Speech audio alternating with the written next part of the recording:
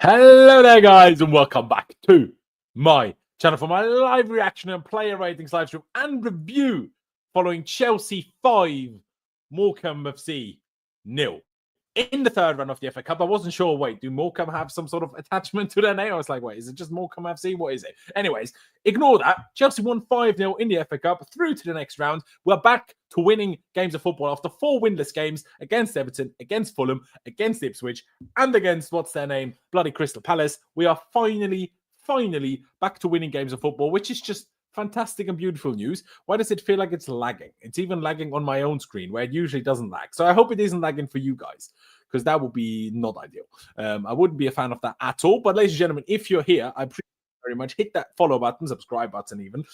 Hit the like button as well. I would very much appreciate that. And what are we feeling? You know, get involved, guys. Get involved. I want to know what you think. We already have a few comments here. Starting off with RD saying Felix is too good to be sitting on the bench. Well, he started the game today. Enzo needs to play around Felix. The baller. I mean, Joao Felix was most 100% stood out today and was by far the best player. But we played a League 2 side. So let's not get ahead of ourselves, okay? Just like calm ourselves, brace ourselves. Let's not overdo it. That's all I'm saying. Reece James Kingdom, shout out you, bro. He says Disasi Vega should be sold and buy better upgrades to these clowns. Sell Nkunku and get a 9. Daniel Knight says happy for James and Lavia got some minutes today and not getting injured again. Fingers crossed. Well, they didn't seem to get injured, did they? But absolutely, I couldn't agree more. And then Fire Red has turned up and says, Nkunku, thank you, but I think it's time to move on.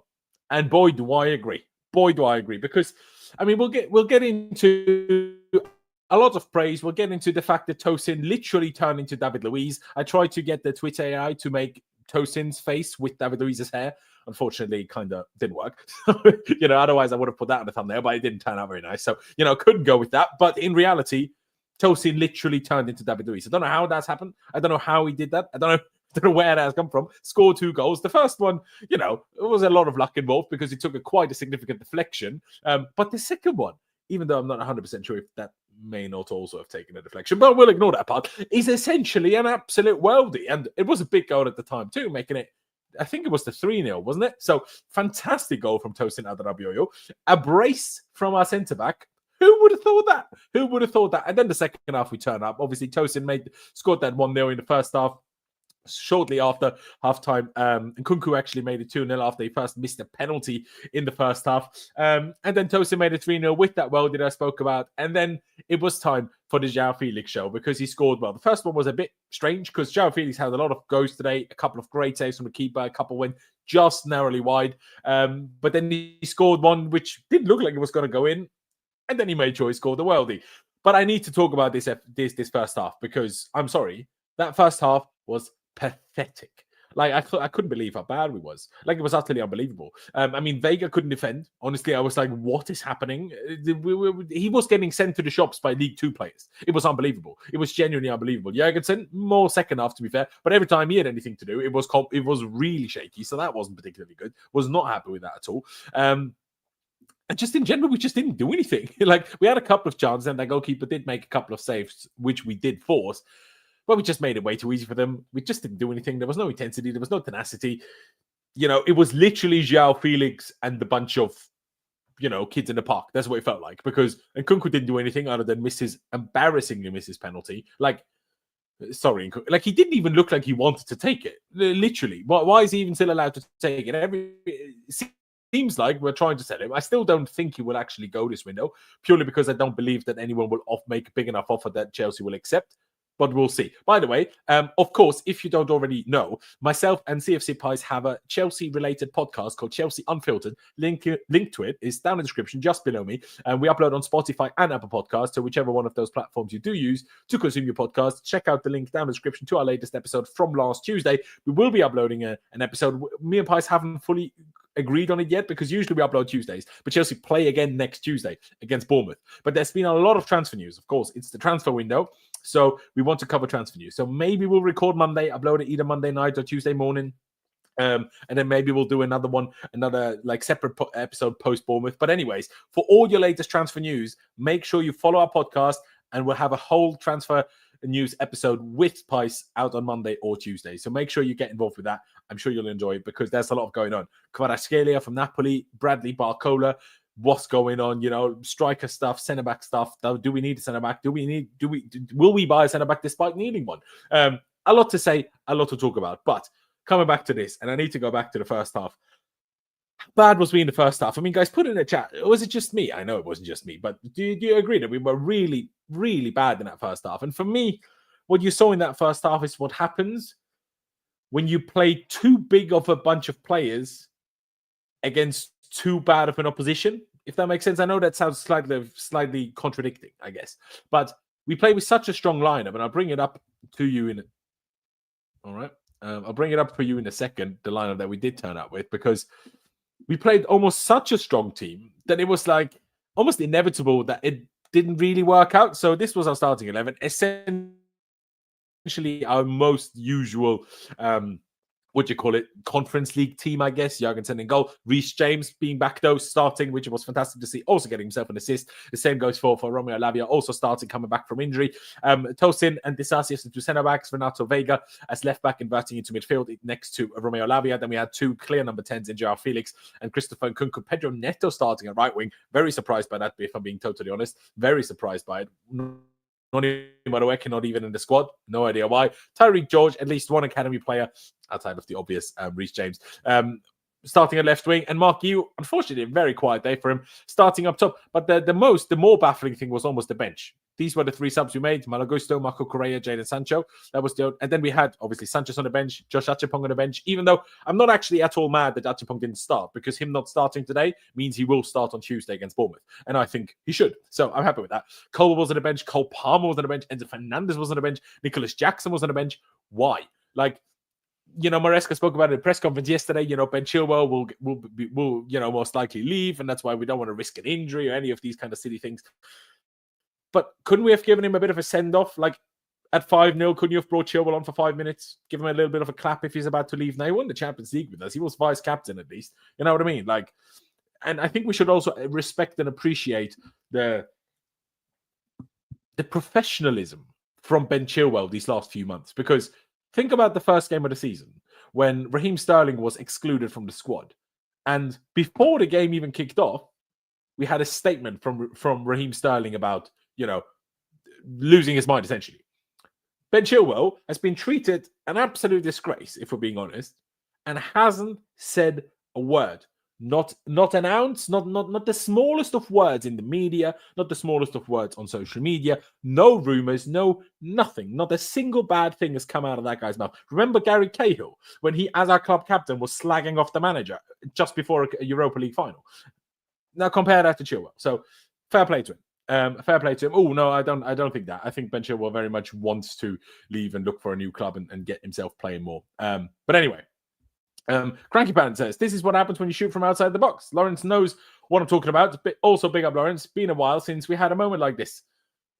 I'm not sure if you mean winning 5-0 or me talking to you in the chat. Not 100% sure what you mean. But I agree. I 100% agree. And that is something that we should be doing more often. Obviously, in this type of game, when it is a game like this, you know, the opposition sitting very deep, the players that have space, that have time, are often the centre-backs. So if the centre-back can shoot, if your centre-back can somehow turn into David Luiz, even though he's Tosin Adarabioyo, well, then you'll bloody take it. Oh, yeah. So you know what I mean? So, yeah, very, very happy from that perspective.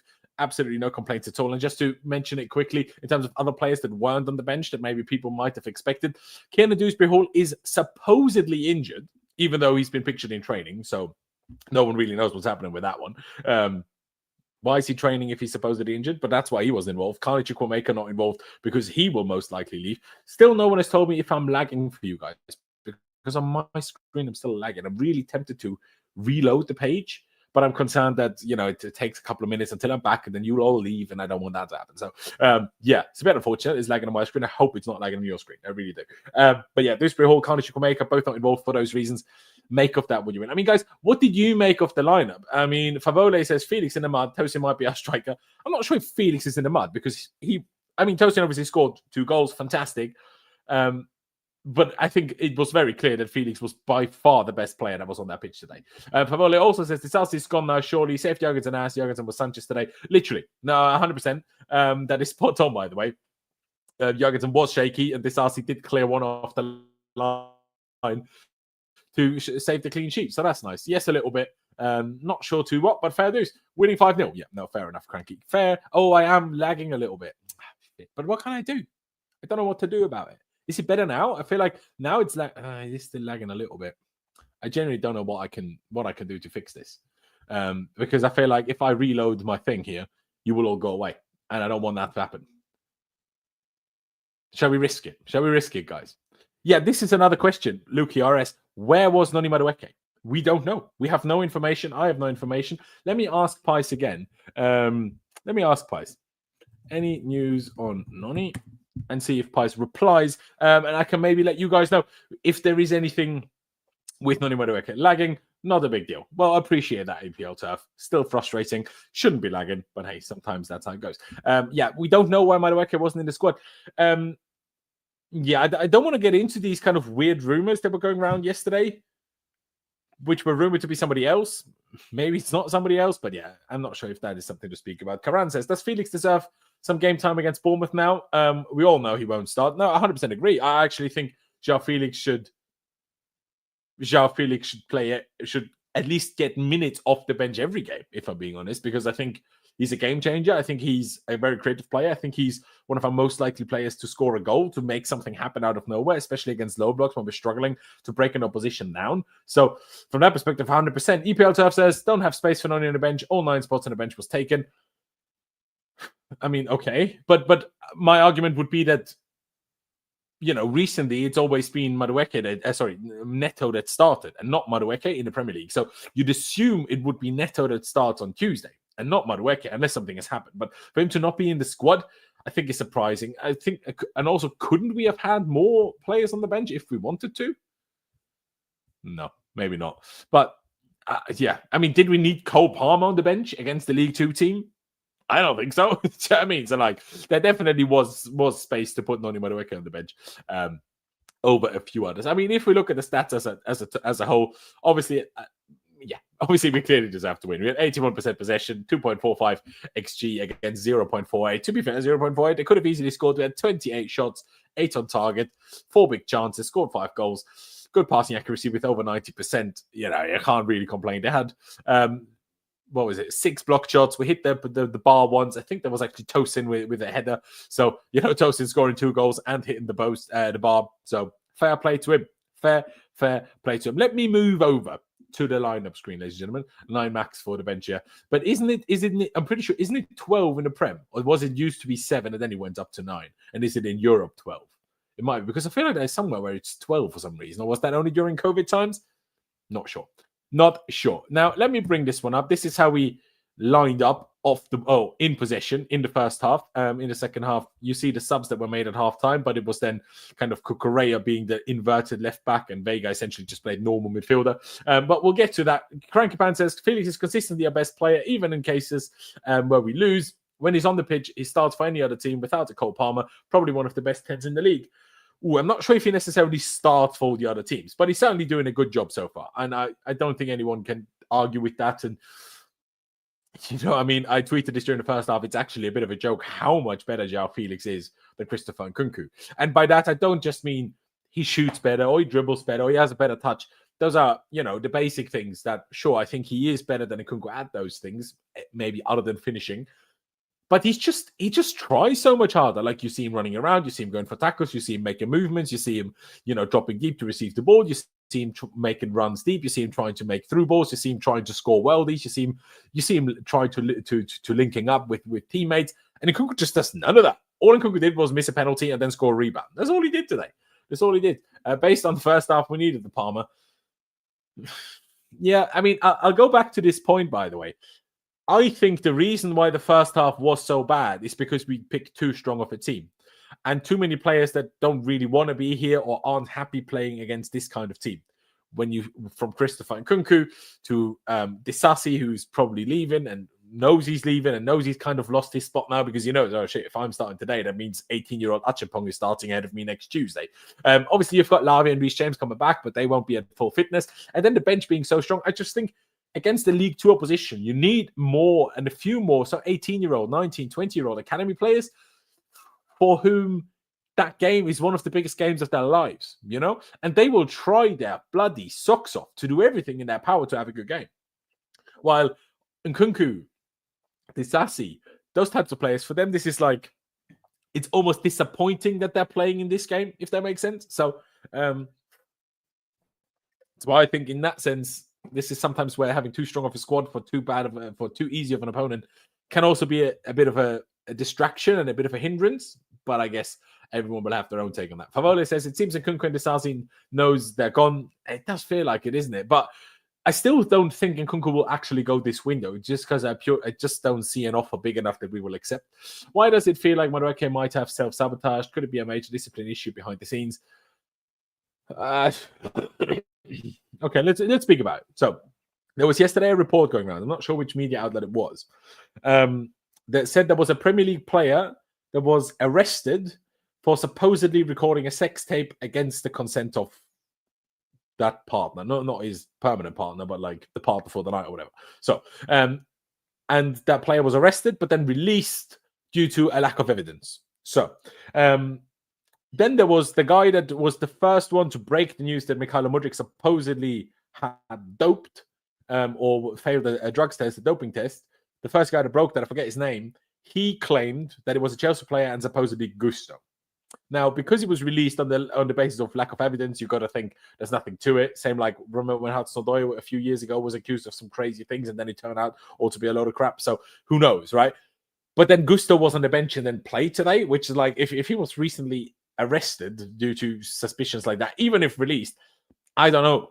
Could it be Maresca? I don't think so. I don't want to put that in the world either. I'm just saying that was that rumor about Gusto, and all of a sudden Gusto is in the squad, but Maresca miraculously isn't, and no one knows why.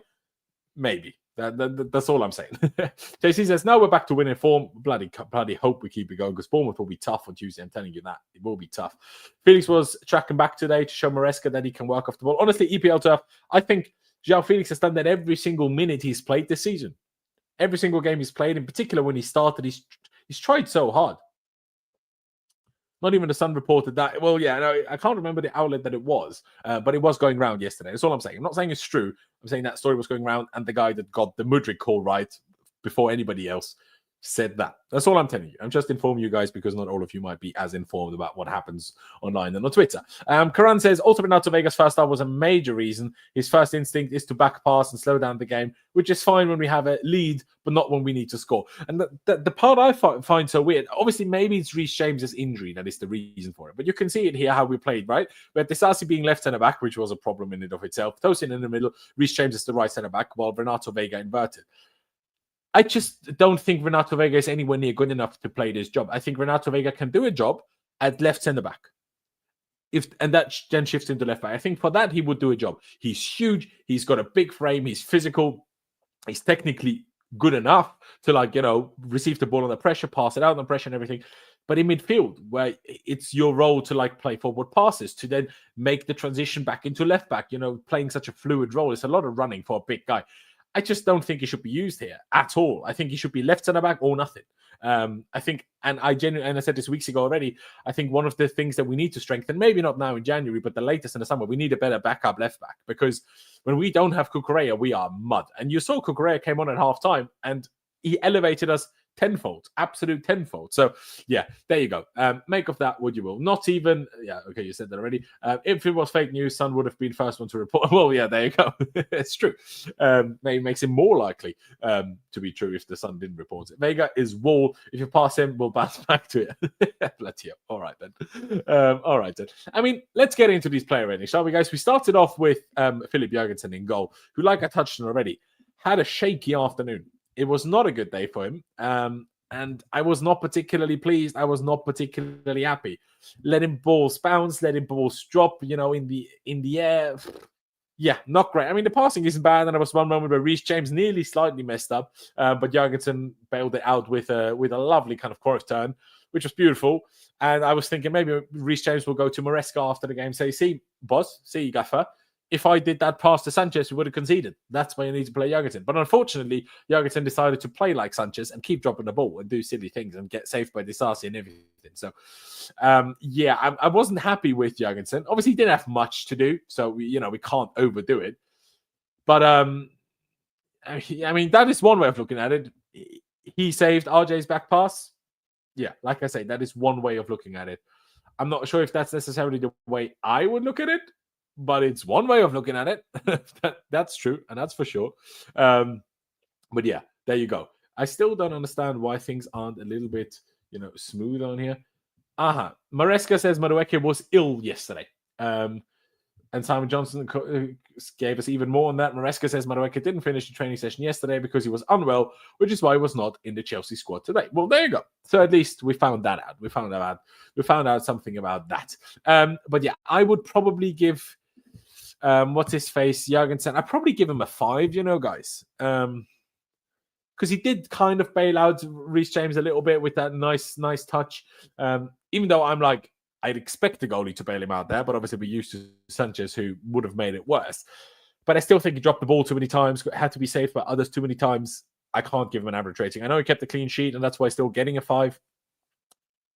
But I can't be giving him an average rating for performance, and I absolutely cannot. And now we go to the man himself. I could even call him Tosin Luiz instead of just Tosin Adarabioyo. I learned how to say it now. Let's call him Tosin Luiz for the night. And what rating do we give Tosin Luiz? Does it get much better than what Tosin did? Hit the bar, where he was a little 3 like sample A. Ill like sample A. Ill like sample A. Mudryk was ill after sample A. Well, I mean, theoretically maybe, but, it happens when players are ill, especially around January. But yeah, what's more can you ask from Tosin Adarabioyo? I'm just going to call him Tosin again. Because bloody hell, I'm stumbling over my words. Look at that. Was player of the match with 9.3 rating. Hit the woodwork 1 times in 4 total shots. So he had 4 shots, scored twice, hit the woodwork the other time. Absolute ridiculous. Look at where the 2 goals have come from. Obviously, that was the deflected one, which was a bit lucky.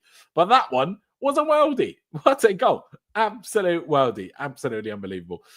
Like we touched on the shots. Passing, strong. 6 misplaced passes. Out of 92. You can't complain with that. 2 out of 3 accurate long balls. 4 out of 4 aerial duels. No ground duels in to be had because obviously the way the game was. Guys, does Tosin deserve a 10? The only reason why I'm slightly questioning and slightly hesitant is because I still think on the day it was very clear that Felix was the best player. But, Tosin, if a centre-back scores 2 goals, and one of them being an absolute worldie, and nearly scores a hat-trick by hitting the bar, he's getting a 10. You're getting a 10. Maybe this is a bit of an easy 10 because of the opposition. I don't care. If a centre-back scores 2 goals, he's getting a 10. All right? I hope everybody's in agreement with that because bloody hell, big up you, Tosin. Big up you. And it was also important because obviously he scored that 1-0. Not much was happening. He just took his heart into his hands, onto his foot, took a shot. Sure, he got lucky with the deflection. But like Cranky said earlier, I think it was Cranky, you need to shoot. In these types of games, you need to shoot. Sometimes you can get lucky like this. You get a deflected goal. Maybe you get at least a few more corners which you can score from, or you get maybe hit a hand and get a penalty, which obviously we did get a handball penalty in the first half. The most hilarious penalty ever, by the way. Not sure if I'll have time to touch on it, so maybe I'll touch on it quickly, but I'm sure you all saw it anyway, if you're watching. But obviously, if ball falling to Joao Felix after a corner in the box, it tries to kind of turn around and kind of cross it back in. And the ball nearly goes out of play. It was kind of tough to say whether it did go out of play or not. No VAR, obviously, involved in the 3rd and 4th round of the FA Cup, only from the 5th round onwards. So no VAR. And the Morecambe defender raised both of his hands up in complaining or calling for the ball having gone out of play. But Joao Felix had crossed it. The guy has his hands up like this. And Joao Felix hits his hands up there and then obviously was given a penalty. Obviously, Nkunku missed it, so it was kind of useless. But yeah, there you go. Big up Tosin. What more can I want? What more can I want? Game was against bottom half League 2 opponent. No one should get more than a 7. Yeah. I mean, you have a bit of a point. Not even just bottom half, they're second bottom. They're 23rd of 24 teams in the bottom division of professional football. He was Morecambe captain, was he? What a moron. I mean, he's obviously unlucky because he thought the ball was going out. He wanted to call for it, give the referee a decision to make. But then instead of scoring or, getting the goal kick, we get a penalty. Yeah, this is obviously a somewhat valid point. Like I say, they are 23rd of 24 teams in League Two. Like they're plus 90 points behind us in the English football table. So maybe, you know what?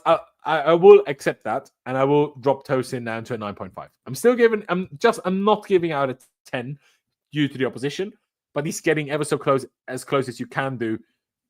Like I say, centre back scoring 2 goals. I'm not going to question that. Axel Disasi, man. What are we going to do about him? What are we going to do about him? Because, man, I mean, he saved that one off the line, which was pretty nice. Sure, he also completed the most passes, had less misplaced passes than Tosin, to be fair. This shot, there was one shocking through ball where you're like, what are you doing? It just gets beat so easily. Why are you shooting 4 times? Why are you dribbling? Why are you crossing? Okay, long balls is good, to be fair, 3 out of 5. Even these duels, like Tosin had 4 out of 4. He has 2 out of 4 in aerials, and 1 out of 2 in ground duels, 0 out of 1 tackle. It's just not good. And I feel a bit bad because I don't like being rude to individual players like this, but it's time to go. It's time to go. You need to go. We need someone better. I mean, Maresca says he's not even sure if we need a centre-back. I think if Disasi is sold, then we would get a centre-back, but who? I don't know. Obviously, Anselmino has already joined us, but he will not be in contention for a little while. He was injured towards the end of his time at Boca Juniors. Obviously, different time zones, different countries, different climates. Also, their season ended like a couple of months ago, I think. So obviously off-season for a while, so needs to get back into fitness, into shape, I suppose. But this Disasi can't keep happening. Like someone said it, I can't remember if in this chat or on Twitter or something. It was like, last game Disasi played right back, today played left centre back. It's just filling holes, and that is valid. And neither of those 2 positions are his positions, and I'm sure that makes things difficult sometimes, or can make things difficult at least. But this was a failed experiment. He cost way too much money, above 40 million. He's one of the most experienced players in our squad, being 26 years old. And like EPL Turf said, Disasi was our captain in the second half. Tells you the story of our squad. Not sure why he's always picked as captain over, say, Cucurella, who's even been here longer than Disasi. So I never understand why Disasi gets the armband over Cucurella. And even Maresca said publicly that Tosin is one of the leaders and one of the, essentially one of the captains. If he says that, even if he's only been for 6 months, why not give it to Tosin then? It just seems weird. Seems weird to me.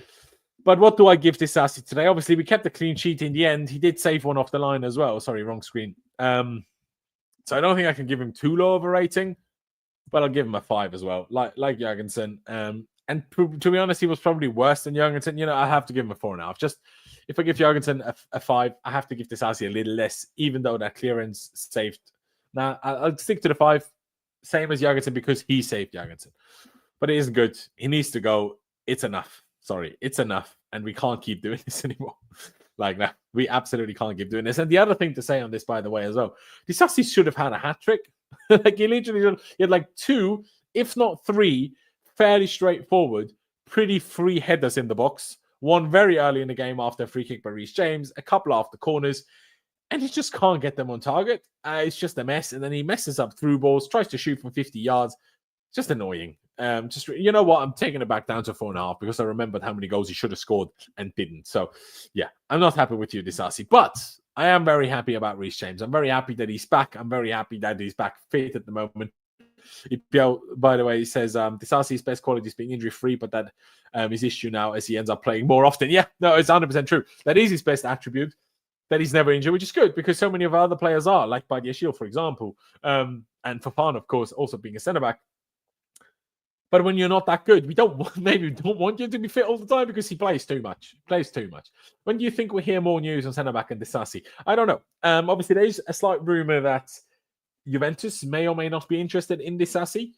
I think we will only sign a centre-back or hear rumours of signing a centre-back once Disasi potentially leaving gets closer thing to reality. But again, shout out to mine and Pice's podcast, Chelsea Unfiltered. New episode on Monday or Tuesday, a transfer news special. So get involved for all your latest news, and maybe we'll have a little bit more on that as well. On Kvaratskhelia, on Barcola, on a potential second striker, Liam Delap potentially. Mark Guehi, of course, who we have been, quite significantly linked to. There you go. Now you've got Araujo, the sport director, confirmed. Did they? Like confirmed? I heard that as a rumor, but I didn't realize or think it was done. That is kind of wild. Why didn't we go for Araujo? Now, Araujo is very mistake prone and also injury prone. So not exactly the kind of player that I would necessarily like for us to have to replace injury prone Wesley Fofana. But he's a good player. I'd certainly rather than not doing anything, but there you go. There you go. Hey, let's talk about Reece James, guys. Let's talk about Reece James. Finally back from injury. Obviously, who knows how long he'll be back for. Obviously, still being used at centre back, not to play in midfield, not to play in, an attacking fullback, bombing up and down the wing, playing right centre back. So it's not like the same. We may get good news on Araujo and Muani next week. You would do weird things. What do they want with Muani? What on earth are you doing? And yeah, fair enough. If Araujo wants to go there you go. Now, this is an interesting one. RC says, certain fans have been calling for Nkunku to start in the Premier League, but was invisible against League 2 opposition. While that is to an extent true, I have two kind of problems with this now. Number one, Nkunku also played, and I know scored, but was even more invisible, arguably. And he's also so much of a more significantly better player that he shouldn't be anywhere near as invisible. And I think the reason why some fans call for Guehi to come on rather than Nkunku, I don't think anyone has ever called for Guehi to start a Premier League game. But the reason why some people call for Guehi to come on over Nkunku is because Nkunku comes on and doesn't run. And in the Premier League, obviously, there is a lot more pressing to do and to be done than in, against the League 2 team. So today, and we all know, Guehi's best attribute is pressing. But today, there was no pressing to be done. Like we played against the League 2 team, it wasn't going to be something where we could press them. But when it is teams where we can press against or need to press against, then Nkunku is just a waste. Nkunku is a waste anyway, if we're being totally honest. Jafta says, do you think Nkunku suits Maresca play? Always hear some fans say Jackson should be dropped for him. I don't know who's saying that. Only mental people, because honestly, Nkunku is the worst player in the team at the moment. Like, he doesn't want to be here. He plays terribly, no matter what position he plays. On the one hand, when he plays striker, we say, he's not a striker. That's why he's not doing well. When he plays number 10, he still does nothing. Doesn't drop deep to get the ball. Doesn't make runs deep. Doesn't play good passes. Doesn't do any good shots. I know he scored a goal, but that was a lucky rebound and nothing else. Missed the penalty. Just does nothing. Like, I'm so disappointed in Christopher Nkunku. And to an extent, do I understand that he's maybe, obviously realised, damn, I'm not going to be able to fight my way into the first team realistically here. So what am I going to play? FA Cup third round and Conference League? I think he thinks of himself too highly as a player, and fair enough. He's a good player, has done a lot of things in the past. But no, I mean, I don't think he suits Maresca's game, because Nkunku is very much a limited player in the sense that he has one position that he's good in, and that's being a second striker. And we don't play a second striker. So, there you go. Certain fans been calling for you to start. We already said that. There you go. Let me get to Reece James. Because, yeah, very happy for him to be back. Got an assist as well for our first goal, for the Tosin goal. I mean, there wasn't much to it. It kind of squared the pass to Tosin. 30 yards from goal. Tosin shot, got deflected, and it went in. But still, an assist is an assist. Good passing. Had some nice crosses in there too. Also compared to Gusto then playing in the second half, and Gusto one bad cross after the other. 4 accurate crosses. I mean, that is unheard of at Chelsea. Out of 8 especially. 2 out of 3 accurate long balls. 1 at tackle. 2 out of 3 ground duels. 2 out of 2 aerial duels. Played a good game.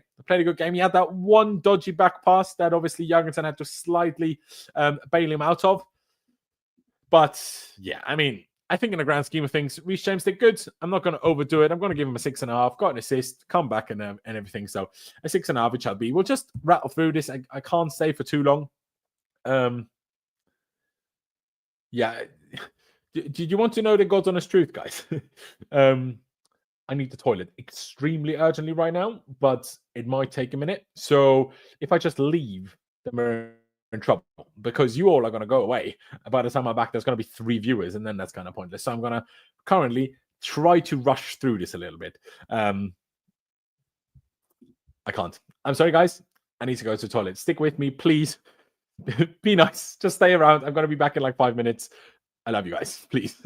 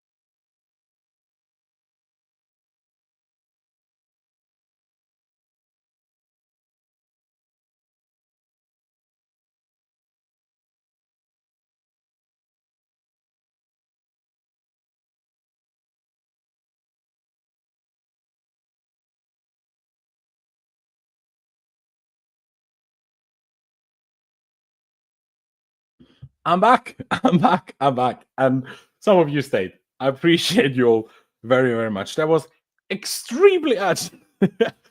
We're back.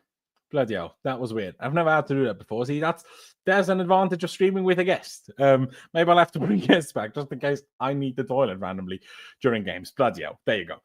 Let me follow up with a couple of the chat messages because he gone, everyone run. No, don't do that.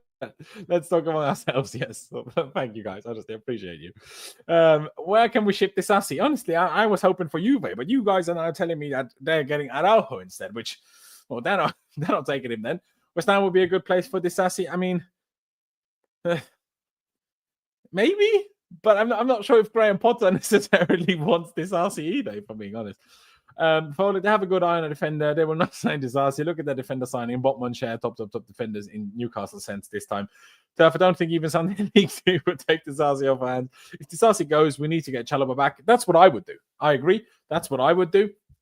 Not what everyone would do, clearly, including the club, who would rather give them Chalobah on a cheap or, almost a swap deal for Mark Guehi, which I don't really get because we need a right centre-back, and I've only ever seen Guehi play left centre-back or in the middle.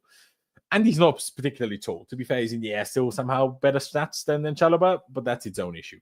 I just let you guys do your own chatting, and I'll get back into talking about Malo Gusto, because Malo Gusto played the second half. He played the same number of minutes as Reece James, so we might as well get into it.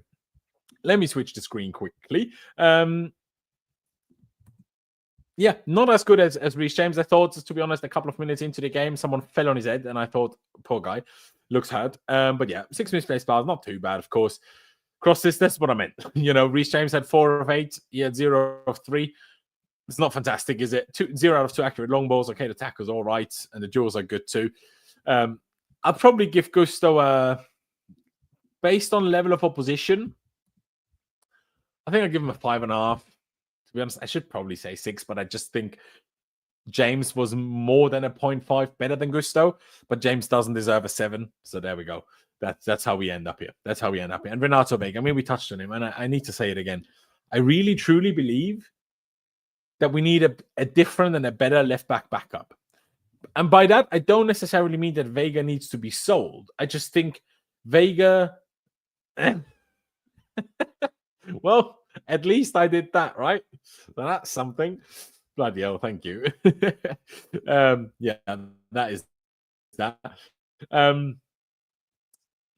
But how do I best phrase this? I don't think it's that Vega is awful. I just don't think he's a left back at this level. Now, I know he might have played left back at Basel and at Augsburg and wherever he was at, right?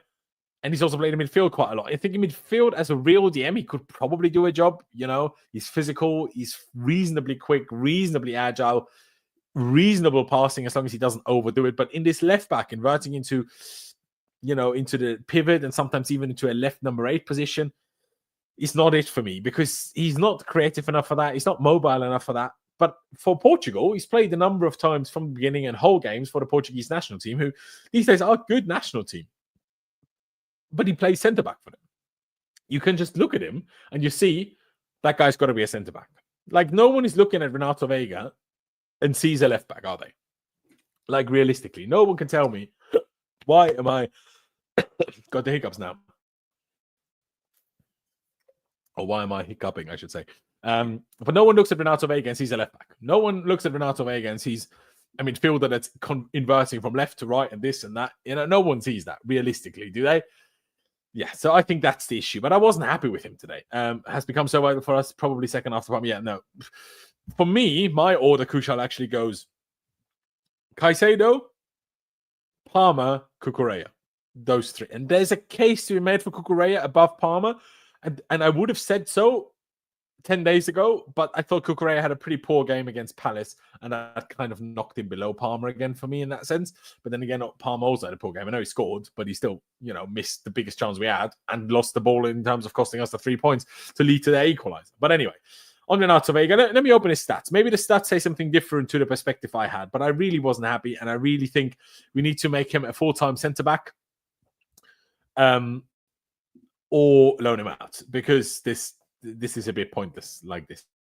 Passing's not too bad, obviously. Only 3 misplaced passes, which is pretty decent. Had 1 shot, which was at least on target. I think it was his shot, which rebound led to Nkunku's goal. So I guess indirectly, maybe an assist, if you want to be fair. Now, see, the stats don't look as bad. 4 out of 5 long balls, but then you come to the tricky bits. 0 out of 3 tackles, 0 out of 2 aerial duels. Okay, 3 out of 4 ground duels, okay. But the fact he got sent to the shop so early in the game, I was like, nah, man. When we see Vega, we think, how did you make it to professional football? I think that's a bit harsh, no?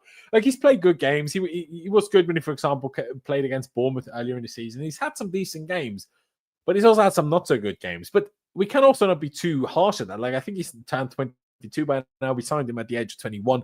We signed him from the Swiss League. The Swiss League is terrible. And we're signing from Basel, who are also terrible recently. It's not even like the old Basel that were Mohamed Salah and Jachiri played, that were good and in the Champions League every year and stuff. They were like finishing 10th and all sorts of crazy things, or 8th or whatever, right? So maybe we're expecting a bit much. And I think for the money we paid, the 14 million euros, still an absolute bargain. But I just think he should be seen as a left centre back. I think it could be very much a capable backup left centre back, I think. But everyone will have their own opinion. What rating will I give him? What rating will I give him today? It's a difficult one. Isn't it funny how when you really urgently need the toilet and then you've gone to the toilet, how happy you feel? It's kind of weird, that, isn't it? Anyway, Renato Vega, I kind of want to give him a 4, you know. I know we won 5-0, so it's kind of wild, and the stats aren't that bad, but he's just looked so clearly the worst player out there to me. Maybe, I mean, he still has better technique than Disasi, doesn't he? I'll be nice and give him the same 4.5 I gave Disasi. But I felt him, inverting and then having to push back into left back. He just wasn't there quickly enough. He wasn't disciplined enough to do it. I was not happy, and I was not impressed. Romeo Lavia, I have to be perfectly honest. Now, very happy that he's back. Very happy that he's playing again and everything. Very happy that he's made his comeback. But I have to be honest, I basically didn't notice Lavia at all. And that doesn't necessarily have to be a bad thing either. It doesn't. 27 out of 30 passes. It's okay, I suppose, 3 misplaced passes out of 30. 3 out of 3 long balls is good. No tackles. Won all of his duels. I'll probably just give him a basic 6. If anybody noticed anything particularly special, that either good or bad that you want me to mention, please do. But yeah, I just didn't notice it much. But I'm glad he's back. I doubt he will feature on Tuesday, but maybe the week after that, he will kind of at least come off the bench in the Premier League because we need those options. Enzo Fernandez and Caicedo, at least obviously rested today. Caicedo not even in the squad. Enzo Fernandez was on the bench still. But yeah, Lavia, great to have you back. But that wasn't anything particularly special. I thought at least. What am I saying? Salford is pressing City. Mighty have fallen. I mean, there you go. If Salford's pressing City, what has happened? The Devon also says, I didn't notice Lavia. I'm just happy he wasn't injured. Yeah, I agree. I agree with Laurenz. Caicedo is equally vital as Palmer. If Lavia can stay fit, we need a pivot of Lavia and Caicedo. See, I would agree, but I think, I guess as a pivot, yes. But I think Correa inverting into midfield is a weapon for us. When he doesn't play... No, he didn't have to do too much, but for not doing too much, I can't give you higher than a 6, can I? But on this, I think if you play that double pivot, then that means both fullbacks stay wide. And we did that with Cucurella against Palace. Cucurella all of a sudden didn't look good. While when he inverts into midfield, he looks like the best player in the world every time he plays. So I would most certainly rather stick with Cucurella playing in midfield. And I just think that Enzo Fernandez is doing a way too good of a job to somehow lose his place in the team. So therefore, I don't think Lavia should be coming in for Enzo at the moment. I think it should be more a rotational thing. Sometimes he comes in for Enzo, sometimes he comes in for Caicedo. And we just, play when everybody's fit, and we just try to get the best out of it depending on opposition. That's how I would do it anyway. That's my opinion. Safe to say Tosin Chilwell partnership is the way forward unless we sign a top centre back in January? No. I'm pretty sure it's safe to say that Chilwell and Achimpong will be the partnership moving forward, because otherwise I guarantee Achimpong would have started today. If Achimpong wouldn't be starting on Tuesday, he would have started today. I'm pretty sure about that. Now, you can obviously say if Chilwell plays left centre-back, Tosin could be the central centre-back and Achimpong plays right centre-back. That could be done. We'll see what we're doing with Gusto there, and obviously Cucurella on the other side. I mean, we'll see how we fill it. But I'm expecting the same back line that played against Bournemouth, to be honest. I'm expecting, they played against Palace. I'm expecting that same back line against Bournemouth again, but I'm expecting a different shape and our usual 3-2 build-up shape rather than a 4-1 or a 2-3. That's what I'm expecting. But I could be wrong, and we'll see about that on Tuesday. VVD's contract is not sorted. Yeah, I mean, just saying, fair enough, but I don't think Van Dijk will want to play for another Premier League team. Let's be honest. Let's do quickly, like we're doing all the subs because we only made 3 subs and they all happened at half time. So we can do those. Marco Correa, I'll bring him up. He himself got an assist as well. Which goal did he get the assist for? I'm not sure. Let me look at that quickly. Match facts. Which goal did Correa? The last one. The last one. There you go. Nice. Back to the lineup. Back to Correa. What are we seeing? to be honest, more misplaced passes than I would have expected. Less good shots than I would have expected. Less tackles, no duels. Honestly, the stats don't scream great, but I thought Cucurella coming on gave us a lot of intensity and was part of the reason why we had so much of a better second half than we did first half. Hence why I'm going to give him a 6.5, purely on impact. Maybe the stats don't justify that, but I think purely on impact that is very much justified. Now, usually I would do these two players first because at least one of them is usually Enzo Fernandez, kind of a midfielder. But honestly, I mean, Joao did drop deep a lot, but the two wingers were more defensive players than these two guys. So let's do the two wingers first. Let's get with Tyreek George. Unfortunately, still missing his first goal for Chelsea. And I'm really hoping it will happen at some point. It hasn't happened yet, and I'm not sure if they were his first assists. I don't really think so. But he got himself 2 assists today. Created the most chances with 5, which is obviously a good job. Only 18 years old still, we can't forget. 7 misplaced passes, that's not too bad in this position at all. 3 out of 5 successful dribbles is very strong. 1 out of 5 crosses could be better, should be better. 1 out of 4 long balls should be better as well. That's okay for a wing. I don't mind that. Worked hard. There was a couple of times he was unlucky not to get on the end of through balls by Joao Felix and maybe potentially be 1-on-1 with the keeper and get them in. But hey, 2 assists, even if in particular the one for Joao Felix, there wasn't much to that. And what was the other assist that he did get? Again, what was because I was like, wait, he got 2 assists? The second Tosin one was assisted by Tyreek George. Well, there you go. So Tyreek George, 2 assists back-to-back in the space of 5 minutes. Who would have thought it? So big up Tyreek George. With getting 2 assists, I think I'll give him a 7. I don't think he had the best game, and I do still find him a little bit disappointing sometimes, in a sense that I'm like, I know you're only 18, but you're the only academy graduate from the somewhat attacking players that is really getting chances. Like, no one else is getting chances. No one else is either deemed good enough or is good enough at the moment that's currently in the ranks. Obviously, you've got at the back Achapong and stuff, and in midfield, Keanu Dyer and Raksaki, you had food poisoning today, which is why he wasn't involved. But I still think if you get 2 assists, even if they're not too special, you create the most chances in a game, you have 3 out of 5 successful dribbles, I'm going to give you a 7. I'm happy with that. We get to Pedro Neto, and Pedro Neto had a weird game because he was trying, as he always does. And it's weird because if Pedro Neto cost less money, I would be a huge fan of him. But he just cost 60 million. And I just think for 60 million, he doesn't do enough. He had that nice run early in the game. Unfortunately, his then pass to Joao Felix was intercepted. And that could have been a wonderful assist because I'm sure if the pass goes through to Felix, that is a goal. I mean, didn't give the ball away much. But why are you only attempting 2 dribbles? Why not more? 2 out of 5 crosses is okay, I suppose. You know, gets himself stuck in. Same dual rate as Tyreek George. Because he's Pedro Neto, because he cost 60 million, and because he didn't do anything or much, I'm going to give him a 5.5. I'm not going to go as low as 5, but I'm going to give him a 5.5. I think that's as high as I can go. Karan says, never say never. There is no harm in opening a discussion with him. Liverpool are in a terrible spot with Salah, Trent, and Virgil van Dijk right now. I mean, never say never, sure, and we can try. I'm just giving you my opinion that I don't see Virgil van Dijk, who's an absolute Liverpool legend, an icon, often captain, and real leader. I do not believe he will go to another English team anymore at all.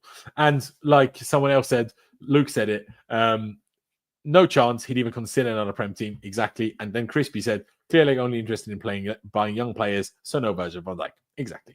Streets are saying Neto is Adama Traore with a cross and without muscles because he's certainly not as strong as Adama Traore is. And he's quick, but he's not Adama Traore quick. Yeah. Is it worrying Reece, Lavia and James were bad versus Morecambe? I disagree that James was bad in the slightest. You're probably basing that off that one back pass, but I thought otherwise it was very good. Had 4 out of 8 successful crosses, got an assist as well. Not much to it, but got an assist as well. Strong defensively, just needs to get himself settled. As for Lavia, I didn't notice a bad thing from Lavia. I just didn't notice a good thing either, hence why I just gave him a flat 6. But, I mean, if you thought so, could you a criminal?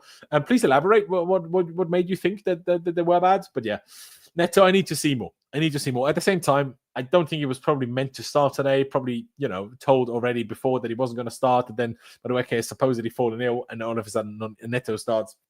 Hey. Make of that what you will. Let's go to Jadon Sancho, who was the one to come on for Neto and replace him at halftime. Again, why couldn't you have just found some winger in the academy to play? Like, Now Neto and Sancho, who will presumably both start on Tuesday, both had to play a half today. Just don't get that. But yeah, Jadon Sancho only played in the second half, completed the most dribbles with 4 out of 5. Very, very good. And I said it during the game as well. Why does Sancho, even on his bad side, or worse side, let me say, do so much more than Pedro Neto? I don't get it. I don't really get it. Accurate passes, though, 34 out of 37 is pretty good. Only 3 misplaced. Like I say, 4 out of 5 dribbles.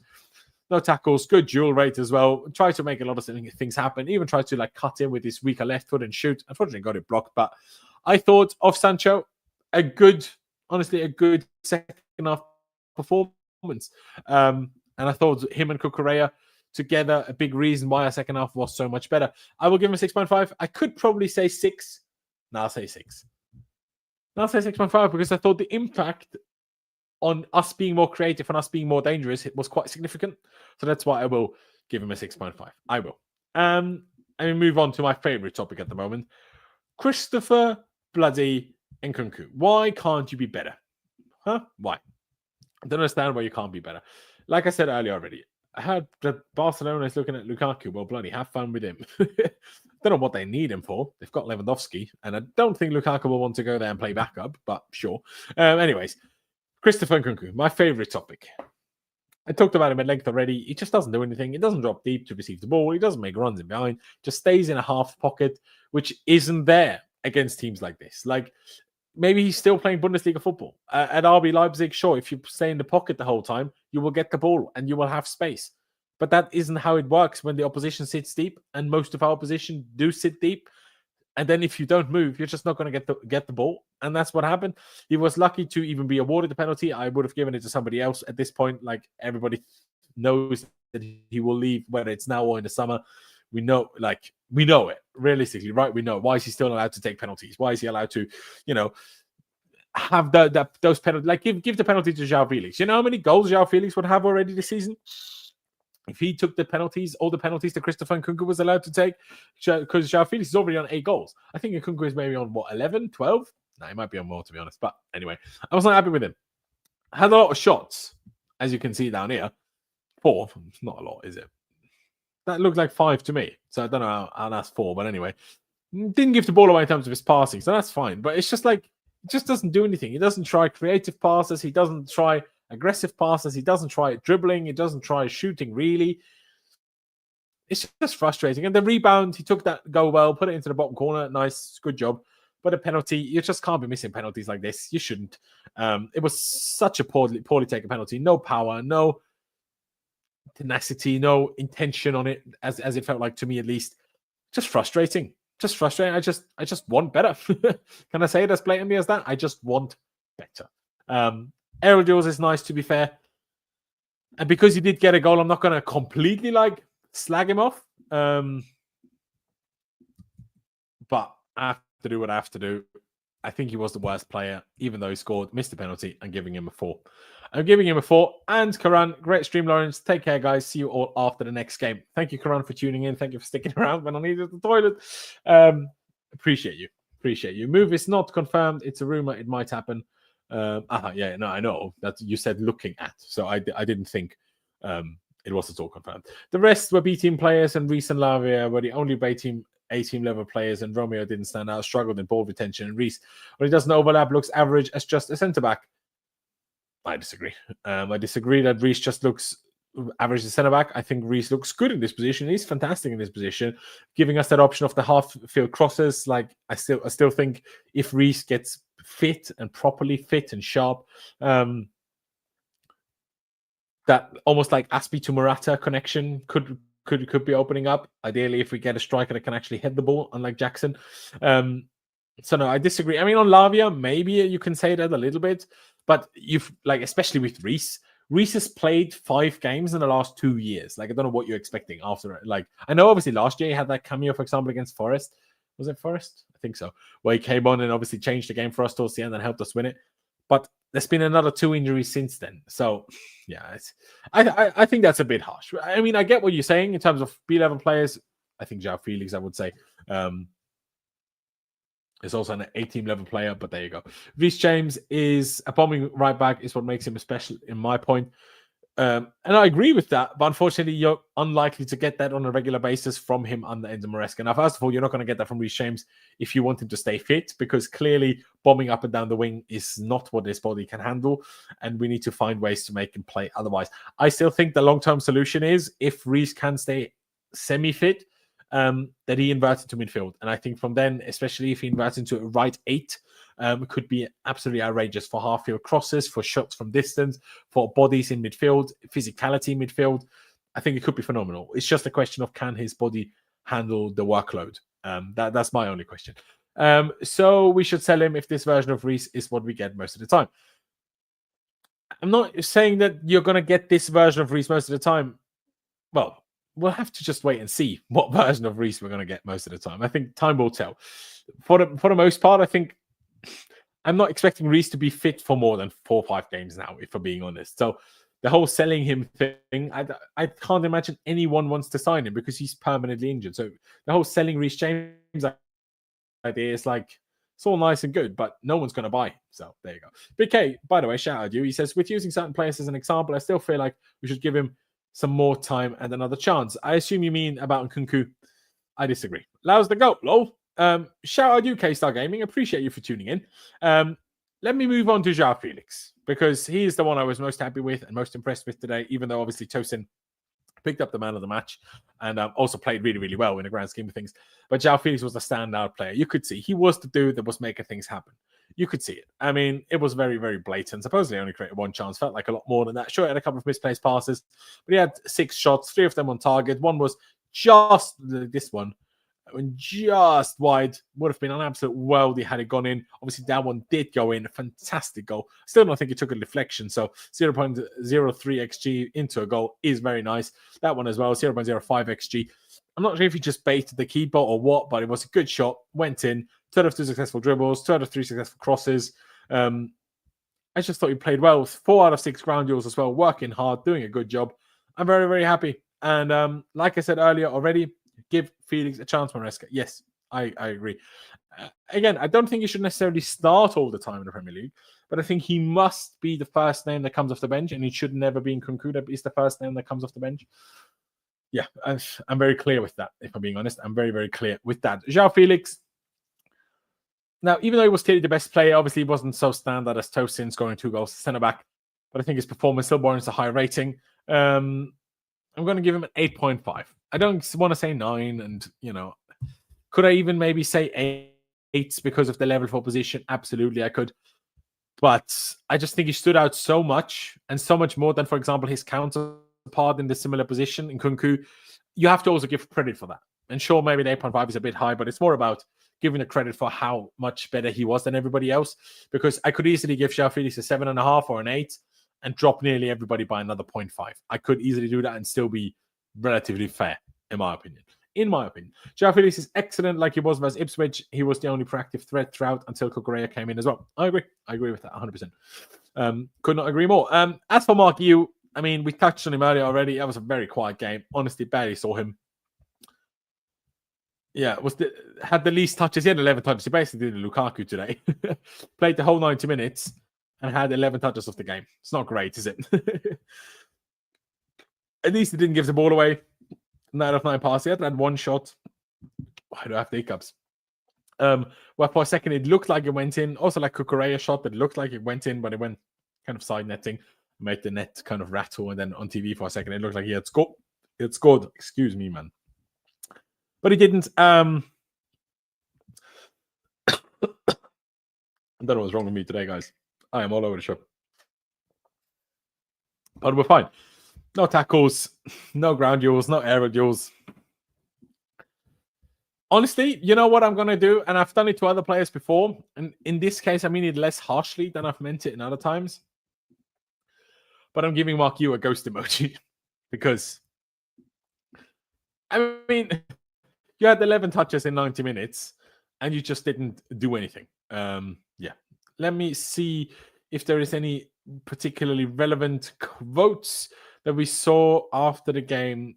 No. I saw one notification or one little quote, but that was just been taken down since. So there you go. I'll quickly bring this one up. Tosin with his man of the match trophy. Shout out you, Tosin Adarabioyo. And as Cole Palmer calls him Abdul. I'm not sure if that's his second name or something, but yeah, shout out you, Abdul, if that's what he goes by. I don't know. But guys, we finish it off with our rating, or my rating, I should say, for Enzo Maresca. Where are we going to put him? Let's put him with Guehi because there's the most space up here. Not that it's got anything to do with whose player I'm putting him underneath. Enzo Maresca. I mean, the first half was shocking. I was particularly happy in the grand scheme of things with the team that he picked.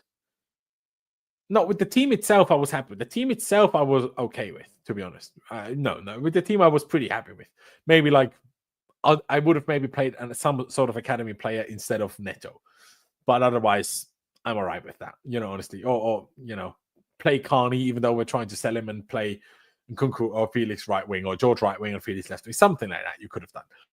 But the bench, I would have liked to see filled a little bit more with academy players. But it was the left back issue somewhere, or there's a couple of others. Obviously, Dyer. There's nothing said about him. Only Raksaki supposedly had food poisoning. So there you go. On that note, Maresca still made 3 halftime subs, and we went from having a terrible first half to having a much better second half.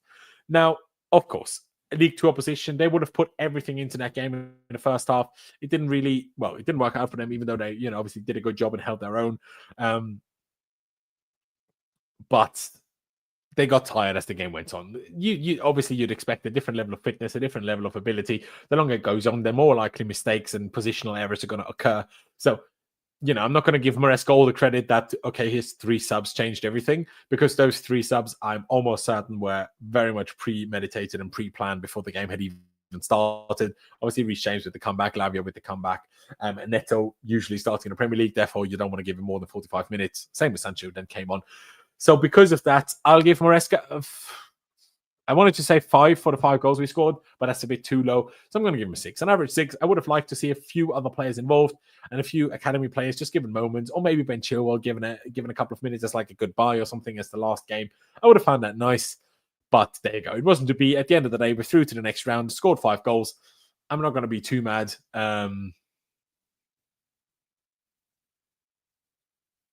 It's an interesting take. I will reply to that question in a second, Big K, because that's very interesting. But yeah, at the end of the day, like I say, we're through, scored 5 goals, won the game comfortably. We move. But I want to highlight this before I leave this stream, and I will leave it in a second. I want to respond to this by Big K. Shout out you, Laurenz. Don't you feel like Cucurella was getting the same criticism that Christopher is getting, Nkunku, and now he's one of our better players? How do I word that? Because for me, this doesn't apply to me. Because even when the large majority of the fan base was extremely critical of Marco Correa, I was not. Now, that doesn't mean you need to think it or believe it or anything, but I was always backing Correa. I was always saying, I don't understand why the criticism is so harsh. I think he's a good player, just not really working for him. Obviously, we're struggling to adapt initially. His house got broken into. I think he had some mental health issues. And then he obviously had his ankle injury and then ankle surgery, worked on him, got himself a therapist or a sports psychologist and helped him get through that and built from it, worked on it, and just came back so much of a better player. It's unbelievable. And I think the reasons why they're struggling is different reasons, in the sense that Nkunku, like you can say, oh, he's, like the Demonin said, it did take a year and a half to find a position that works for Cucurella. You get his point. But you have to say Cucurella, yes, was great towards the end of last season on the Poch, when Poch started inverting him. But Cucurella was also great before that when he was just playing left back. But the thing is with Nkunku, I think it's too easy to say, oh, he's not a striker. I mean, the striker, I think, is a bit more valid. But Nkunku hasn't played striker in weeks from the start, like in weeks and weeks and weeks, because the last 3, maybe 4 Conference League games that we played, Mark Hughes started up front and Nkunku started as the number 10. So now he's been given significant chances in 2 different positions. If you want 3, with getting that game against Man City at left wing as well, and did nothing in 3 games. And the problem for me is just attitude and work rate. Like, Joao Felix had such a bad rep. Sancho, such a bad rep before coming here, like in terms of not working hard, not, defending, not pressing well enough, not doing this and that. And they're both doing it. They're both stuck in every time they play, both trying their absolute best. And now watching Nkunku, and he just does nothing. He just stands around, waits for the ball, and when he gets it, lays it off, and just doesn't do anything. Like, yeah, he was decent at the beginning of the season, but even then, he was kind of a bit of a penalty merchant. I don't know. Like, I get the comparison. Like Devon had also said, you know, it took a while until we made Cucurella work as well, and that's fair enough. But I don't agree because I just see that the reasons for the criticism for me are different reasons. But I still understand the point. Felix and Sancho have been working hard off the ball. I agree with Nkunku. I don't see it. There you go. But I think he just watches. Yeah, that's what he does. And see, if he was like, you know, playing number 10, but acting almost like a second striker, and he was trying to force that, I get it. But he's not being useful with that either. He's not linking up with Guehi. He's not either, you know, becoming like a target man and allowing Guehi to make runs off him. He's not making runs off Guehi either. There's just nothing there. Look at the way he took the penalty. I don't think he wants to be here anymore, if I'm honest. And I get it. Like I said earlier already, if you're that good of a player, that high profile of a player, played at PSG, you know, got a 60 million move from Leipzig, committed to us early, you know, 7-8 months before he was supposed to join us, a month after signing the contract with us, does his knee injury, comes back, is injured for the whole first season, everything. Like, it's tough. I get it. And he doesn't want to play against Morecambe in a conference league. I get it. But Joao Felix was once the most expensive teenager in history. And he's here trying and working hard and doing his best. It doesn't feel like Nkunku is doing that. BK followed up and says, I understand where you're coming from. I just feel like good players just don't stop being good overnight. No, I agree with that. And I'm not even trying to say that Nkunku is a bad player now. But I think there's a couple of unfortunate circumstances. Number one, I think the injuries maybe have hampered him a little bit, maybe inconfidence in his body. Maybe that's why he moves less, runs less, maybe. I think the squad situation, obviously last year while being injured, he was hailed as, by Poch and so many of us fans. It's like when he comes back, he's going to be our savior and everything else. And I get that. But then he got chances. Like, he got chances. He started Prem games. He started in various positions, up front, number 10, in the Conference League. Like, he did worse in the Conference League than Mudryk. He did worse in the Conference League than Mark Hugh. I'm not even just comparing to Joao Felix. I'm comparing him to players that he should be much better than. And he's not doing a better job than them at all in various positions. I just think, yeah. Couture says Nkunku knows he's undervalued. He plays in the Conference League and FA Cup third round. From his perspective, he should at least be a starter in the Premier League. Yeah, and that's the part I agree with. But that's why it's like BK says, good players don't become bad players overnight. No. But if good players don't feel like they're really valued and they're having to feed off scraps and they maybe haven't gone through as many bad experiences as Joao Felix now has, obviously the loan to Barca and then back to Atletico, getting booed, getting things thrown at him by the fans, getting his, you know, the memorial thing that they have outside the stadiums, getting his scratched and vandalized and everything. He's had some tough times and he's now here to just fight for it. And it doesn't feel like Nkunku does that. So that's all I'm saying. But I'm not even saying Nkunku is bad. I just think he doesn't suit the way our manager wants to play because he's unfortunately a bit of a limited player in the sense that his best position is second striker. And in modern football, very few managers play with a second striker. And if you're only really good at that, you're not good enough as a striker, you're not good enough as a 10, you're not good enough as a winger. It's just not meant to be. Sometimes it's just not meant to be. But hey, it is what it is. I think in the end, you know, obviously in the summer, I still kind of think had we signed Omorodion instead of Joao Felix and made Nkunku the number 10 all season, that would have in total left our squad in a better balance. I think Omorodion would have been a good backup striker, whatever the situation with the potential for medical was. But he's doing all right at Porto, as far as I know. I don't think he's been injured. Or not that I heard of anyway. And that would have maybe been better. But I think now that we sit here and I have to choose between having Felix or Nkunku, I think all of us are picking Felix. I think if you're still picking Nkunku over Felix after these 6 months, I'm a little bit confused. But yeah, ladies and gentlemen, I'm going to leave it there. Thank you to all of you that stuck by me and stayed here when I needed to run to the toilet like a mad person. Like, I literally nearly had a big accident here on my chair. And we wouldn't have wanted that, would we? So, ladies and gentlemen, appreciate you all. If you haven't already, please be sure to hit the subscribe button, hit the like button on your way out. It helps me out a lot, spreads these streams out to more people. But yeah, ladies and gentlemen, thank you guys for watching. Up the Chelsea, upwards and onwards, and I will see you next time.